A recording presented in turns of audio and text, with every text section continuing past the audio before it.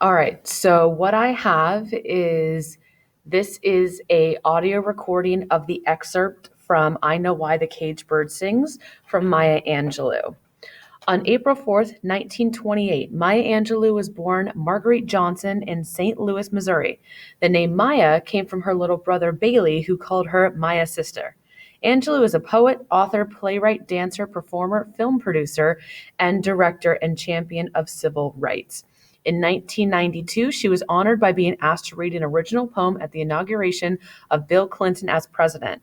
In I Know Why the Caged Bird Sings, Angelou tells the story of her life up to the age of 16.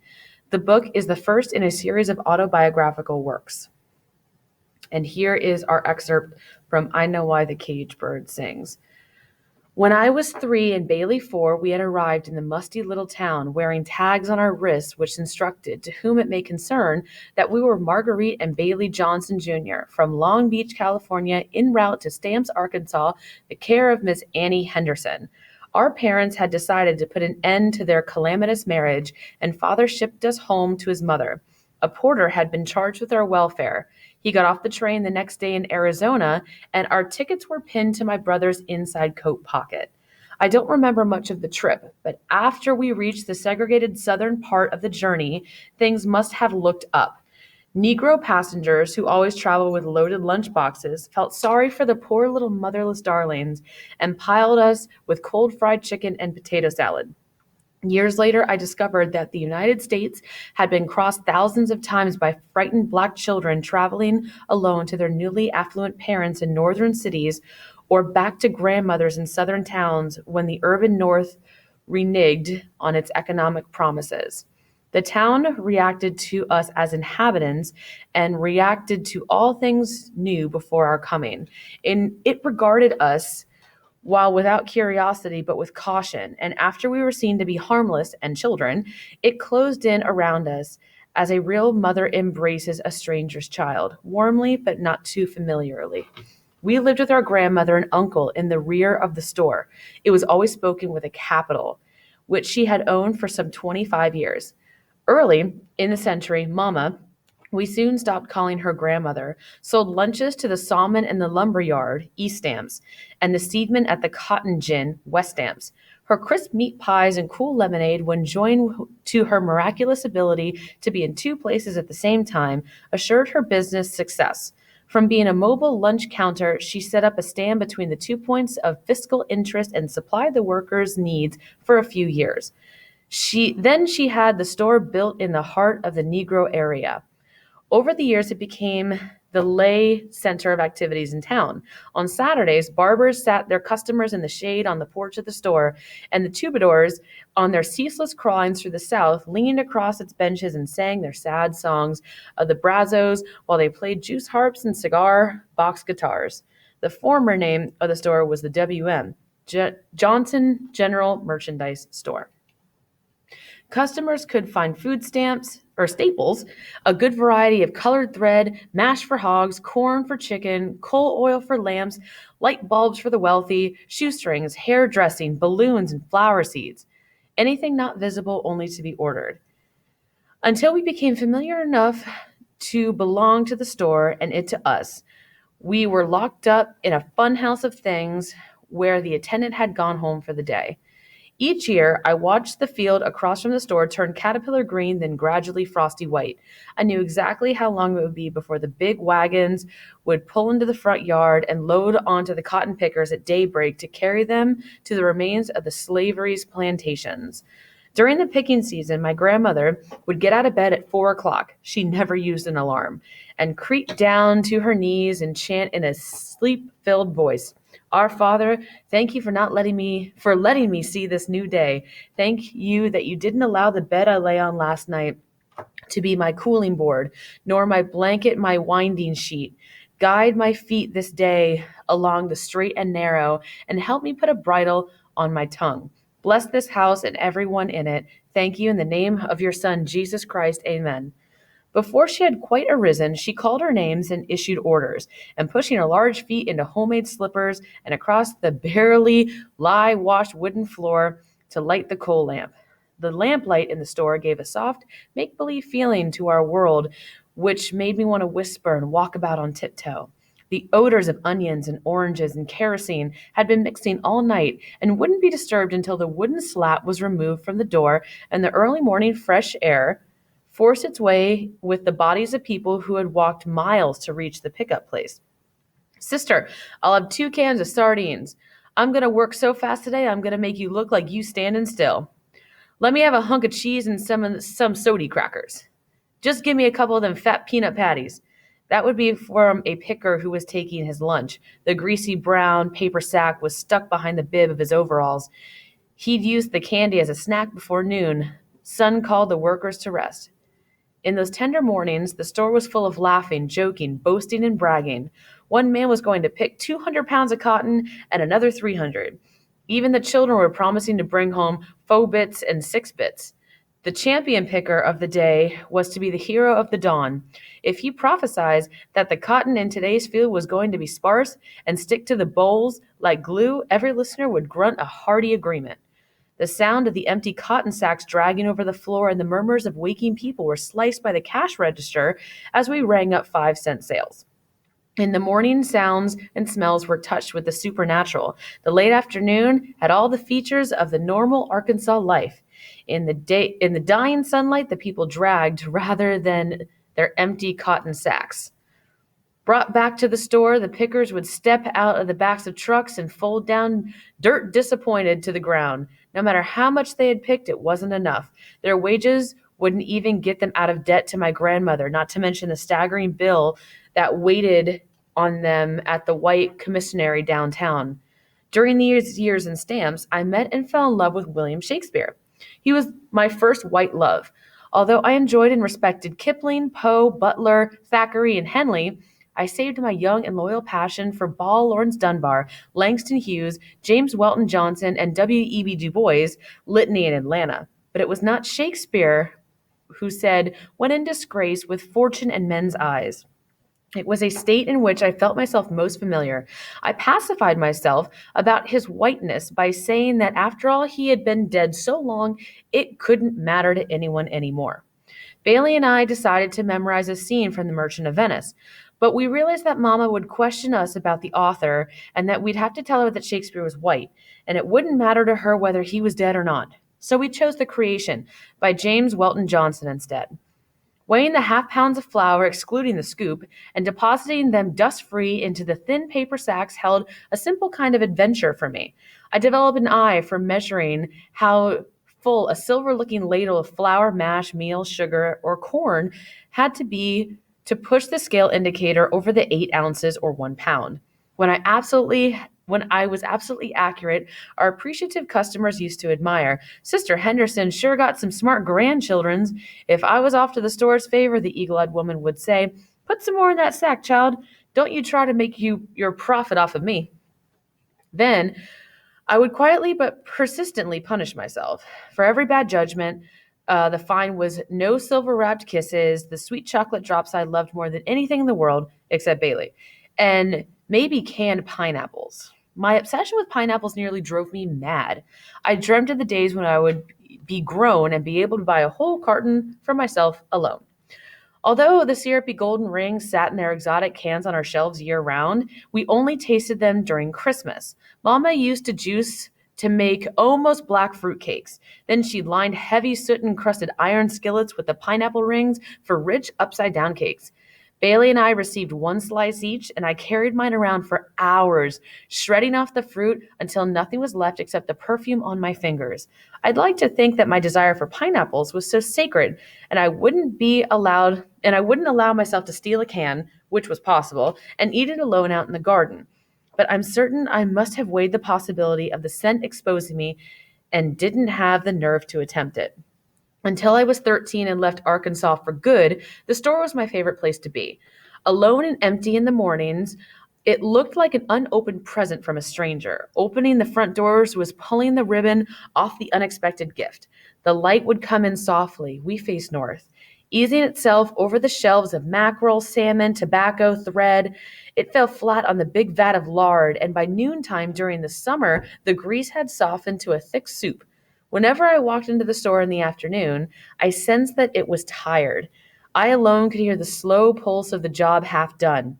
But just before bedtime, after numerous people had walked in and out, had argued over their bills or joked about their neighbors, or just dropped into to give the sister Henderson a hi, y'all, a promise of magic mornings returned to the store and spread itself over the family in washed life waves rather. Marguerite's mother came to Stamps, and she takes Marguerite away for a while to visit St. Louis. At about the age of 10, Marguerite returns to Stamps withdrawn and silent. For nearly a year, I stopped around the house, the store, the school, the church, like an old biscuit, dirty and inedible. Then I met, or rather got to know, the lady who threw me my lifeline. Miss Bertha Flowers was the aristocrat of black stamps. She had the grace and control to appear warm in the coldest weather, and on the Arkansas summer days, it seemed like she had a private breeze which swirled around, cooling her. She was thin, without the taut look of rye people, and her printed viola dress and flowered hats were as right for her as denim overalls for a farmer. She was our side's answer to the richest white woman in town. Her skin was rich black that would have peeled like a plum if snagged, but then no one would have the thought of getting close enough to Miss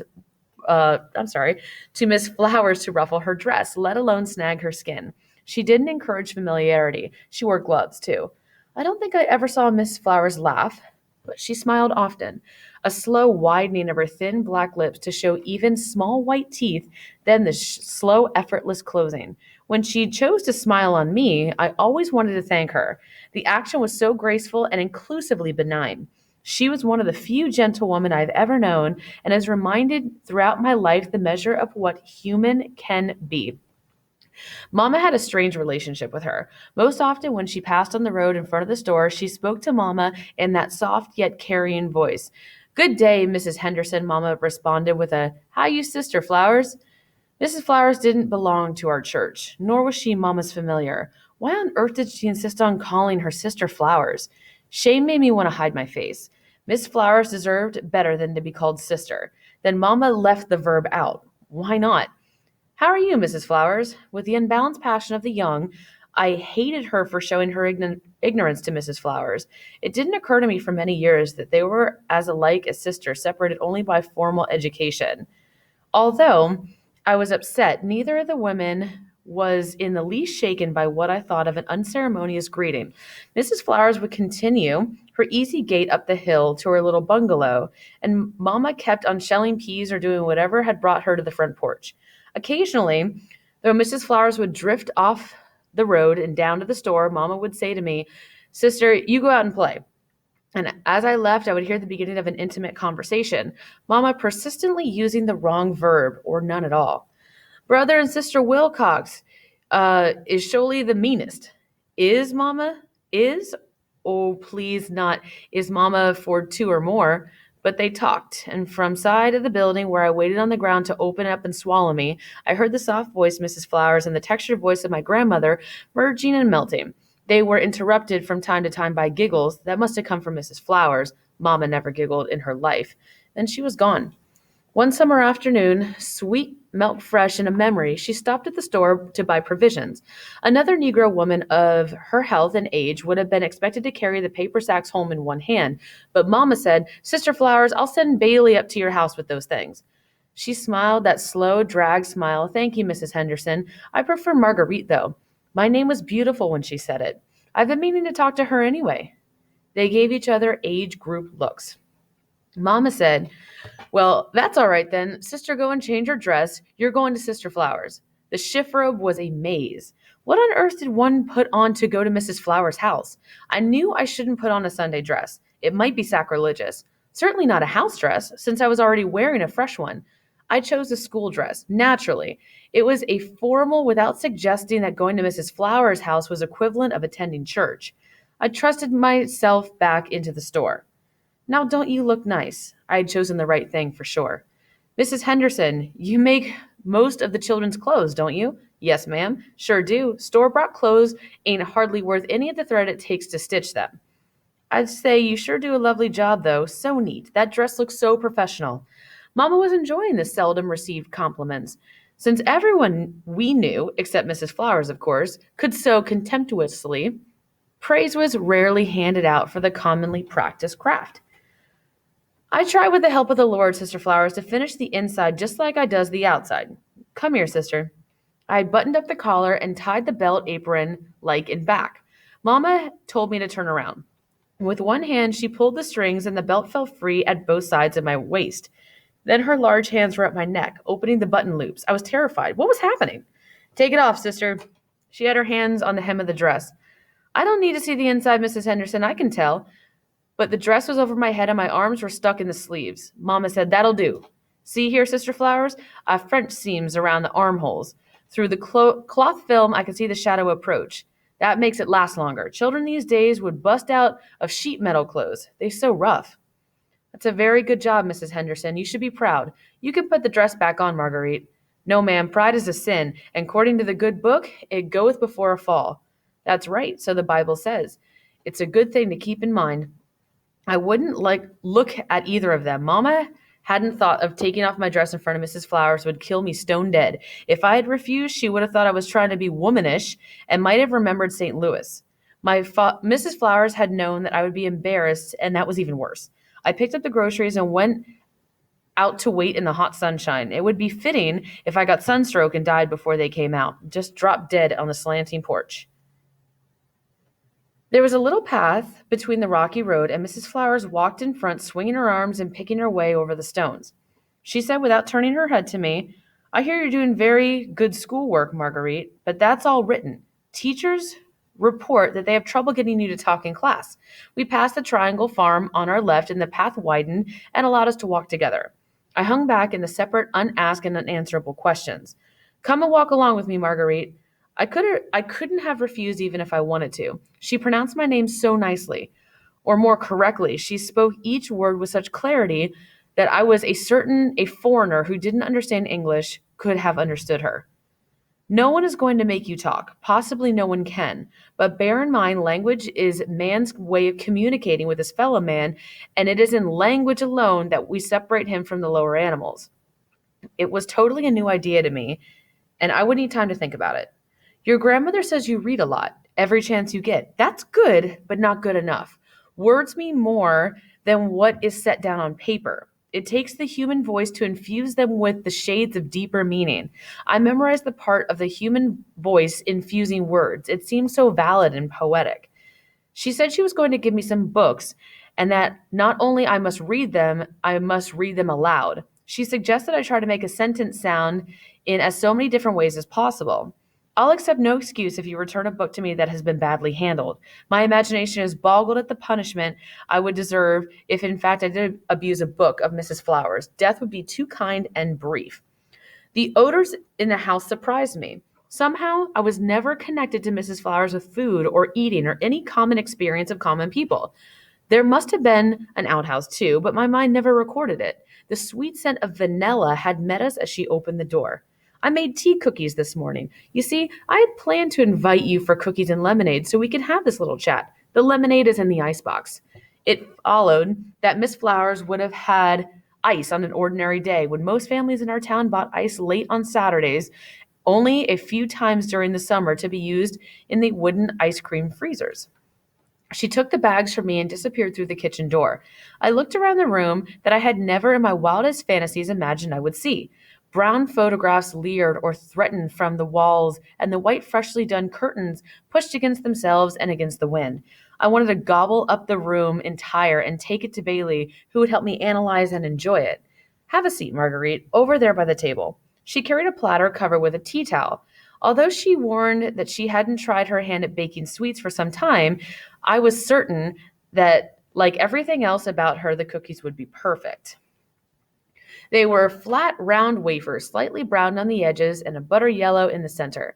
With the cold lemonade, they were sufficient for childhood's lifelong diet. Remembering my manners, I took nice little ladylike bites of the edges. She said she had made them expressly for me and that she had a few in the kitchen that I could take home to my brother. So I jammed one whole cake in my mouth, and the rough crumbs scratched inside of my jaws as if I hadn't had to swallow would have been a dream come true. As I ate, She began the first of what we later called in my lessons of living.